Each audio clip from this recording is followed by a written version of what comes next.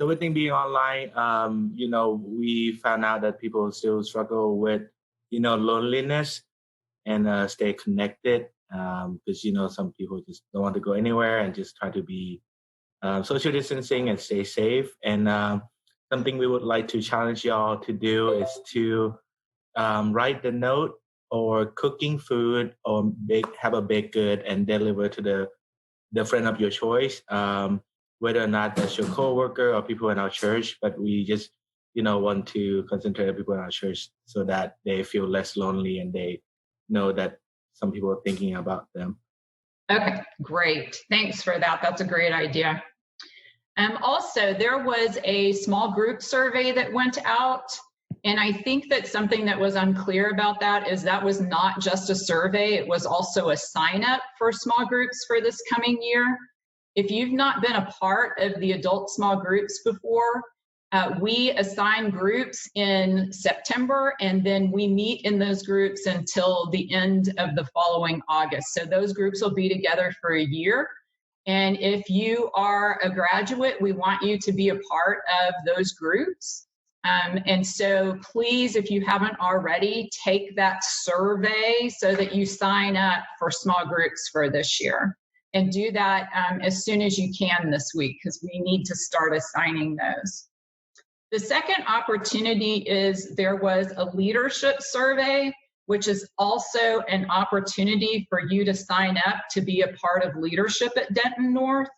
And so part of it was to express if you're interested in leading one of the groups, and part of it was to express if you're interested in being a part of one of the groups. So for instance, if you were interested in the focus transition team, then you could either say that you're interested in leading that team or in being a member of that team.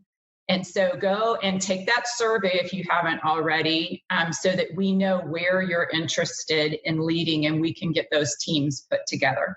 And again, that's something we need you to do as soon as possible. And then good news, we will be meeting in person soon. We will continue meeting on Zoom until then. But September 13th will be our first in-person Sunday. And what we will be doing is meeting outside at the GDAC, the Greater Denton Arts Council. We'll be meeting in the parking lot under the trees. You can bring blankets, you can bring chairs. That allows us to have more people there meeting outside, and it allows us to social distance as much as we want to. So if you're comfortable being a lot further away, you can position yourself a lot further away from other people. The other bonus of that is that if we have bad weather, we can actually move inside.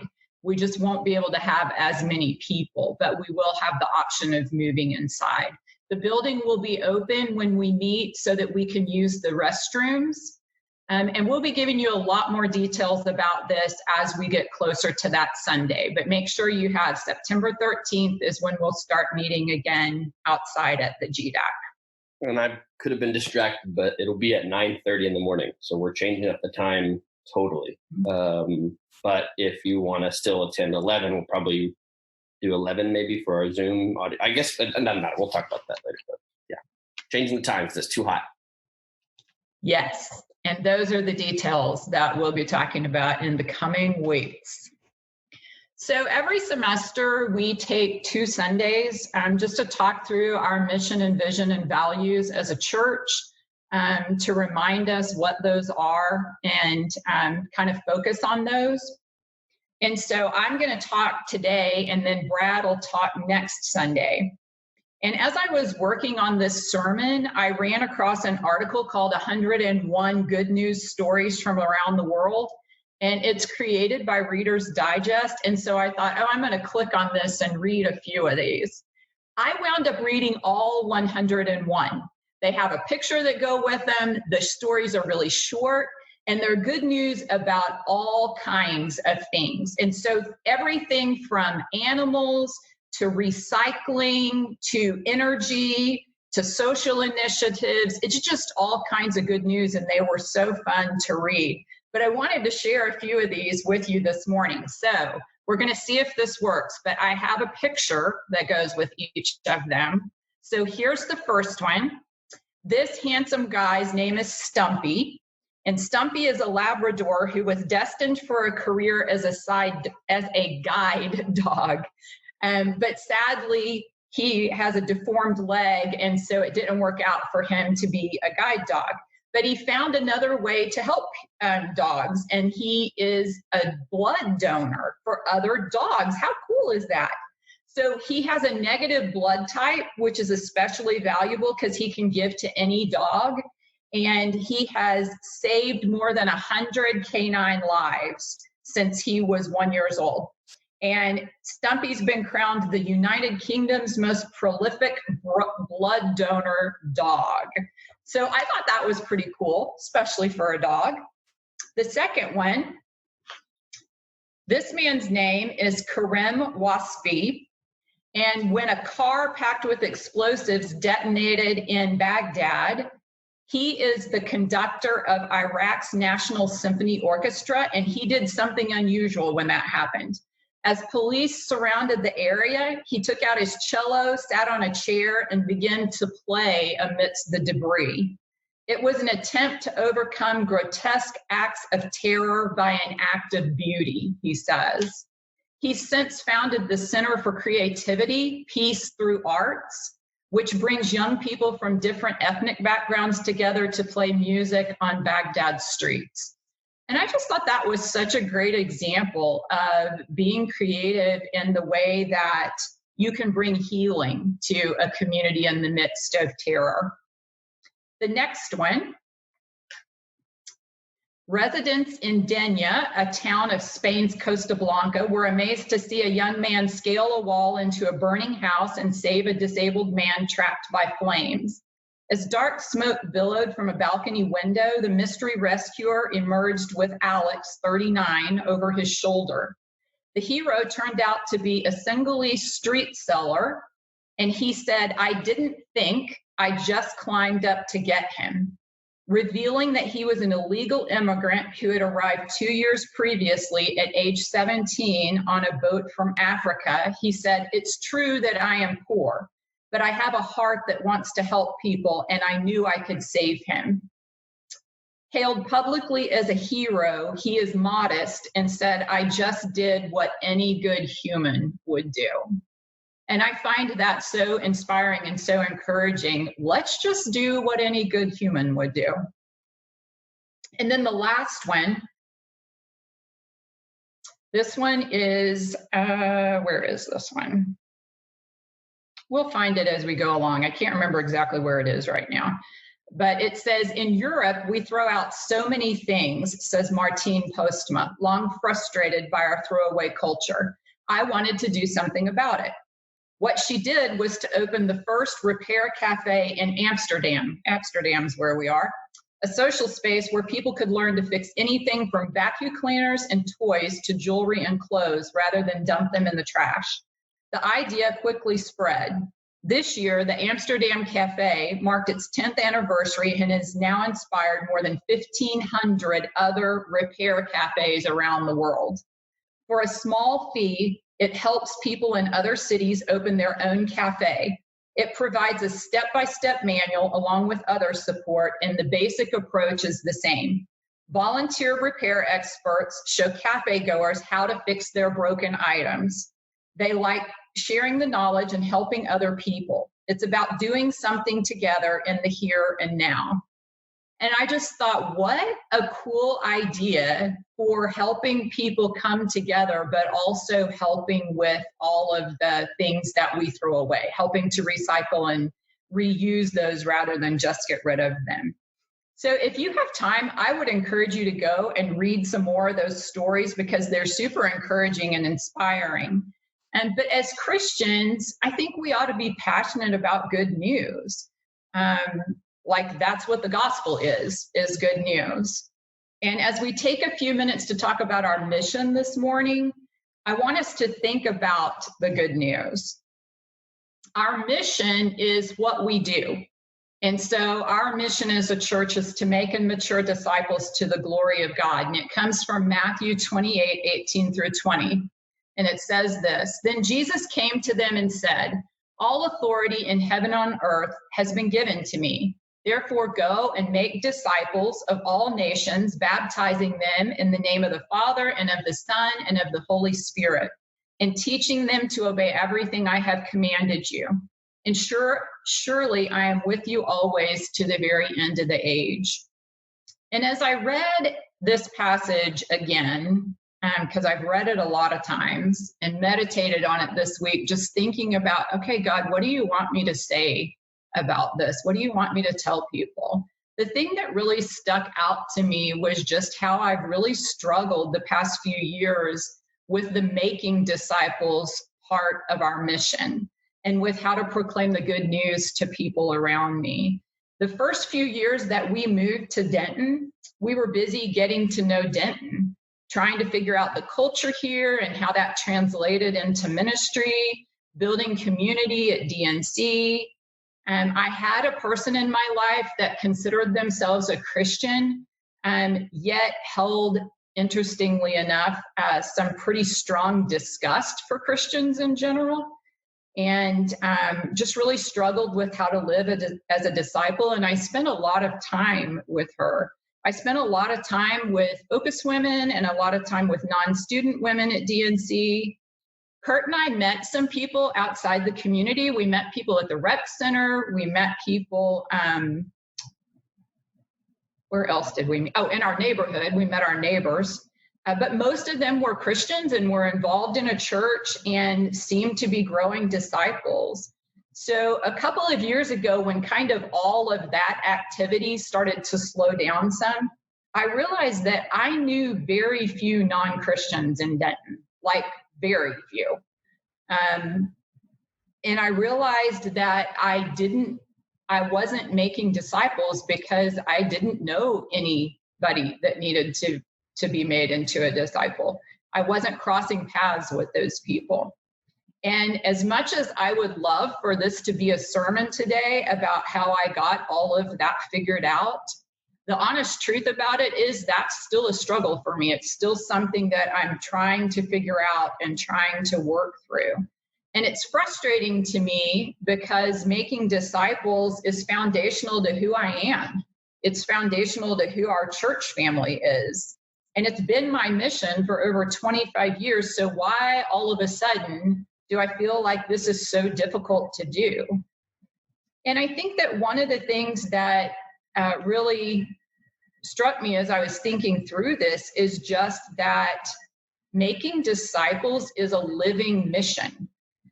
To tell the good news to people is not something you just figure out how to do.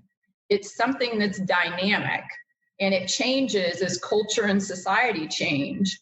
It changes as I change and as I grow and as I am in different life situations and living in different places. And don't misunderstand me. I'm not saying that the gospel changes. The gospel doesn't change. But the way that we communicate it does if we want to be effective in sharing it in a way that's meaningful and that's accessible to other people. So making disciples is about telling the good news, and maturing disciples is about how to live the good news. So this morning, in kind of thinking through some of what I've shared with you, I just have 3 simple things I want us to think about. These are nothing new. They're nothing that you're going to go, oh my gosh, this is so revolutionary to making and maturing disciples. I can do that now. They're all just very simple things that I think in thinking through will help us to be more effective in making and maturing disciples. So the first one is, in order to be effective in making disciples, we have to believe that the gospel is good news for each of us personally. We have to believe that the gospel is good news for each of us personally.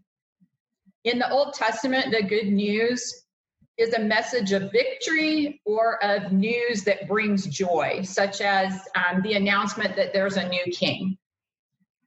In the New Testament, the good news is a phrase that's used to summarize all of Jesus's teachings. And so if I were going to kind of wrap all that together in a neat package, I would say it's the announcement that Jesus is God the Son who lived, died, and raised to be the King of the world that we so desperately need. And that if there's a new king in charge, it means that a new way of life needs to happen. And the gospel is the good news that through the power of the Holy Spirit, we have the power to change, that the gospel has the power to change people. And the gospel has the power to change us. In the book Pastor, William Willimon says, behind Luke Acts is the confidence that Christian life and proclamation becomes significant for the world when Christians are grasped by something significant to say. When the message grips the messenger, the renewed messenger will find the means to speak, even as Peter finds his tongue at Pentecost to tell the crowd in the streets that something indeed has happened. And the part about when the message grips the messenger, we have something to speak, really stuck out to me. And I wondered if the good news was really good news to us. Has that really gripped us? Do we have something significant to say to the world? See, it's easy to talk about the good news in pretty churchy ways that seem pretty academic and not very personal. Even what I shared with you a few minutes ago, like all wrapped up into a package, this is what I would say the gospel is pretty detached from how I would describe that in a personal way. And so I want us to think about, how is the gospel good news to me personally? And I asked Tony Thomas if he would share his answer to that question with us this morning. And so, Tony, I'm going to ask if you would share that right now. Okay. I wrote it down just so that I don't forget specific points that I had. So yes, the prompt that it gave me was, can you all hear me okay, first of all? Mm-hmm. Okay. Yeah. The prompt that Leslie gave me was, why is the gospel personally good to me? And so I wrote, because it gives me hope and purpose. There was a time my life was not being shaped by the gospel, and there's a clear difference in how my life is now. Without it, my life is filled with decisions that satisfy and fulfill me alone, and there's no regard to sin or what God is doing in my life or the lives around me. The gospel and life of Jesus give me hope in that I'm saved from sin and can trust God with my life, and that becomes power with purpose that he gives as well. A practical example that I want to give for this is my marriage. Both within the marriage and outside of my marriage, how I treat my spouse, how we make decisions, how we handle issues, what we do with our time, how we serve people, how we involve ourselves in community. All this would look different without the hope and purpose that the gospel brings into my life. So it ties into the fact that it reminds me that God is actively working. Basically, that hope and purpose is what two things that I decided to specifically draw from what the gospel brings into my life, how it is a good thing into my life, specifically into my marriage, and how that gives my marriage both purpose within the marriage and outside of the marriage as well as what we do together. So those things would look completely different without the gospel. How I navigate marriage, how we spend our time, how we go about making decisions with our lives. And knowing that God is actively working, as He's always been, is what gives me both the hope and purpose with what to do with the areas of my life, which would look completely different and probably more self-absorbed without that. So yeah. That's all I had, Leslie. Okay, thanks, Tony. Thanks for sharing that. And so I think that you can hear in what Tony says how the gospel is personal in his life. And so I want you to be thinking about in the next couple of weeks, how is the gospel personal in your life? The second thing is, in order to be effective in making disciples, we have to believe that God is working around us and that he wants to use us in that work. We have to believe God is working around us and he wants to use us in that work. And so I wanted to share a story with you this morning of a friend of mine. And some of you will probably know this family. A lot of you probably won't, but her name is Laurie. And Laurie and her husband, Kyle, met and were drawn to each other over their love of partying. They loved drinking, drugs, anything that brought pleasure. They lived life big, and that was what drew them together. And the first part of their married life, they continued in that party lifestyle. And as you can imagine, the longer they were married, the more that created some difficulties in their marriage, in their work life, in trying to live an adult life. And Laurie started wondering if they should slow down on some of those things. But at this point, Kyle had become an alcoholic, and he was enjoying the party life more than ever and was not the least bit interested in stopping. So then a life-changing event occurred. Laurie was pregnant. And when she became pregnant, she stopped the drinking and drugs because of the pregnancy. And her desire for a stable, more family-oriented life grew. Their baby boy, Kevin, was born. And while there was a lot of joy, there was also a lot of conflict over her and Kyle's increasingly different values.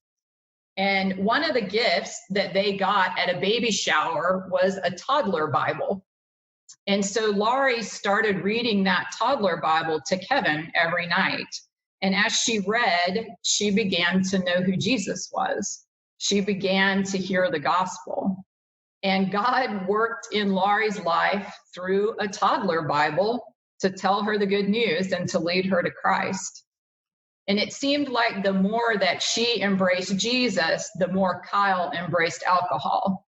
And Laurie was very lonely. But God was with her in that loneliness, and he invited other people to join him in the work that he was doing in their family. And over a few years, through other people that accepted that invitation to where God was working, the power of the gospel totally changed this family. Both of them became Christians. Kyle beat his addiction to alcohol. Their marriage was repaired and became not just okay, but became good. And their family became a healthy family unit. And they told a lot of other people about the good news that had changed their life. It was evident to a lot of other people in the way the good news changed their life, that something was going on, and it gave them a great opportunity to share the good news with other people. And I think that a lot of times when we meet families like this that are in, that they have so much struggle and they have so much to overcome to get back to a healthy place, that we can want to say no for them, that that we can't do anything to help with that, basically, I think is our struggle. But God doesn't ask us to save people. That's his job. He does that. And as a matter of fact, when we assume it's up to us to save other people, we really kind of live like atheists, like there is no God, because it's all up to us. But what God says is, I choose you. Like, I choose you to help me with this, which is crazy. I don't know why God wants to choose us, but he does, and he involves us in it. And he's working in the lives of people all around us, and he invites us to join him and tell them the good news. And we make disciples when we see where God is working, where he's already working, already doing something, and we join him in that. So then the third one is that in order to be effective in making disciples, we have to believe that the gospel is good news for everyone.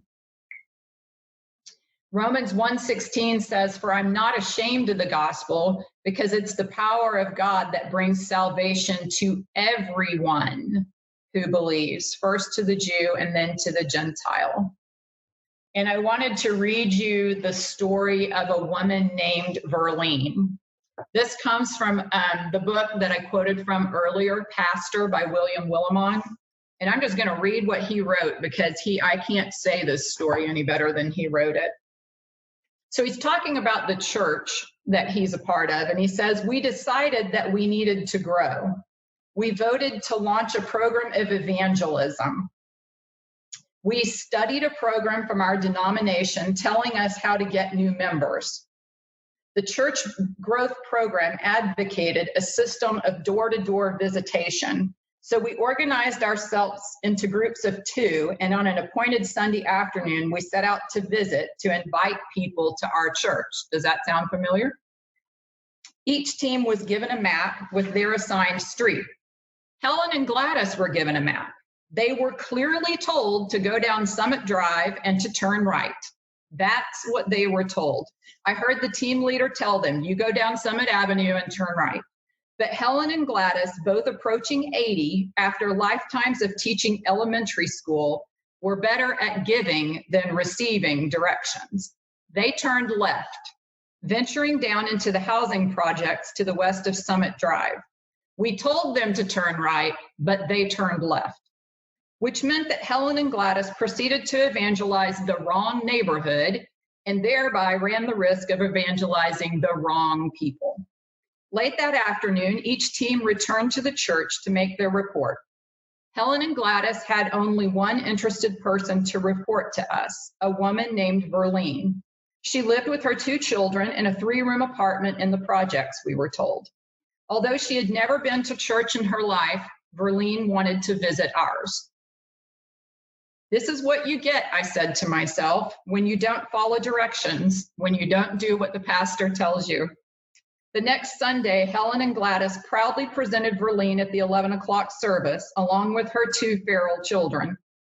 Verlene liked the service so much, she said she wanted to attend the women's Thursday morning Bible study. Helen and Gladys said they would pick her up. On Thursday, Verlene appeared, proudly clutching her new Bible, a gift of Helen's circle, the first Bible Verlene had ever seen, much less ever owned.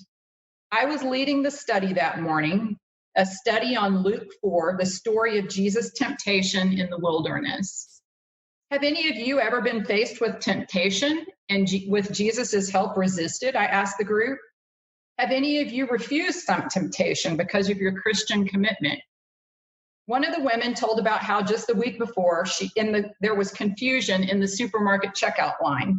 And before she knew it, she was standing in the parking lot with a loaf of bread that she hadn't paid for. At first, I thought she confessed, why should I pay for it? But then I thought, no, you are a Christian. So I went back in the store and paid for that loaf of bread. As the pastor, I made some kind of approving comment. It was then that Verlene spoke. A couple of years ago, I was into cocaine really big. You know what that's like. Makes you crazy. Well, anyway, my boyfriend, not the one I've got now, the one who was the daddy of my first kid, well, we knocked over a gas station one night, got $200 out of it. It was as simple as taking candy from a baby. Well, my boyfriend, he says to me, let's knock off that 7-Eleven down on the corner. And something in me says, no, I've held up that gas station with you, but I ain't gonna hold up no convenience store. He beat the crap out of me, but I still said no. It felt great to say no, because that's the only time in my life I ever said no to anything. Made me feel like I was somebody. Through the stunned silence, I managed to mutter, well, that's resisting temptation. And now it's time for our closing prayer. After I stumbled out of the church's parlor, I was standing out in the parking lot helping Helen into her Plymouth, and she said to me, you know, I can't wait to get home and get on the phone and invite people to come next Thursday. Your Bible studies used to be dull, but I think I can get a crowd here for this. And God laughed with delight. One of the reasons that I love that story is because that is so real. We go out with our plans on how we're going to evangelize the neighborhood and exactly what that's going to look like and who we're going to speak to. And God has completely and totally different plans for that. And I think that we have to believe that the gospel is good news for everyone if we're ever going to reach the people that really need to hear the good news and the people that God is working in their lives. The gospel is good news for everyone. And God's always at work around us, and usually in people who are very different from us, people that we on our own wouldn't invite to come to Christ. In my experience, people who couldn't be more different from me are usually the people where God is working in their life. And he invites us as his church to join him. And it's hard, but it's also fun. And some of my greatest memories are from when we first started the Northeast Church, and we went and shared the gospel with people that were way different from us.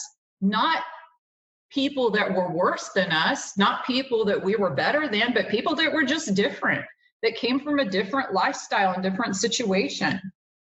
And it can bring a lot of tears, but it also can bring a lot of laughter and a lot of joy. So we have to believe that the gospel is good news for everyone. So I think just in summarizing, the three things that we need to believe if we're going to make disciples of people is that we need to believe that the gospel is good news for us, first of all. And then we need to believe that God's working around us and he wants to use us to work with him. And then we need to believe that the gospel is good news for everyone. Our mission is to make and mature disciples to the glory of God, and it drives every decision we make for our church. And our next sermon series, Community, Character, and Christianity, is no different. In that sermon series, community is about who are we. It's about the good news about God's plan for us as a community, what he wants us to look like, what he wants to accomplish through us. It's about character. Who am I? Good news about how God changes us to look like him and to reflect his character. And it's about Christianity. Who is Jesus? It's the good news about Jesus. It's the gospel. And all three of these should help us in telling the gospel to people and living the gospel. At the end of Matthew 28, Jesus says, "And surely I am with you always." And as I shared at the beginning, I don't always know the best way to make and mature disciples. I don't always know the best way to meet people. There's a lot of things, way more things I don't know than I do know. But what I do know is that Jesus is going to be with me in that Jesus is going to teach me. He's going to change me, that he's going to empower me. And that, in my mind, may be the best news of all as I think about this topic. And so my challenge for you is, how is the gospel good news to you personally? And where is God working around you? Those are the two things I want you to think about, talk with God about, and look for where those things are happening. And so we're going to split up into breakout groups right now. And really what I want you to do in those groups this morning is pray. I want you to, first of all, praise God for specific ways he's good news in your life. And then secondly, I want you to pray for our church family, to pray that he would teach us how to tell the good news and how to live the good news as a church community. And at that time, if you want to pray specific names of people that you want to know the good news and that you want to be saved, do that. But we're just going to spend some time praying together. And then I would encourage you, after you've prayed, to take time in your group just to talk, just to check in with each other, see how people are doing, share funny stories that are going on, just connect with each other in your group. These are going to be groups of about 4 or 5 people. So it's going to be easier for you to do that there in that group than it will be to come back to the big group and try and do that with a ton of people. Okay. And so I'll have, I think they've already put that prompt up for you so that you'll know what that is. So thank you for being here this morning. Please participate in your small group. I think that's super important. And we will see you guys on Zoom again next week. So whenever you guys are ready, break us out into our groups.